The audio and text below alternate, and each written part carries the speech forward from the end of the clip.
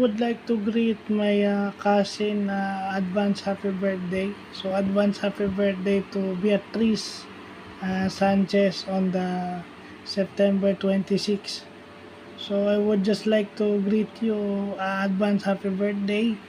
So you could understand Filipino, so magtatagalog na lang ako. No?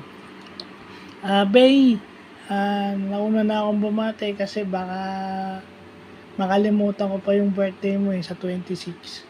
So, more birthdays to come and I hope whatever you do in life, it would make you prosperous materially and make you grow intellectually and I hope your EQ also prosper coincide with that.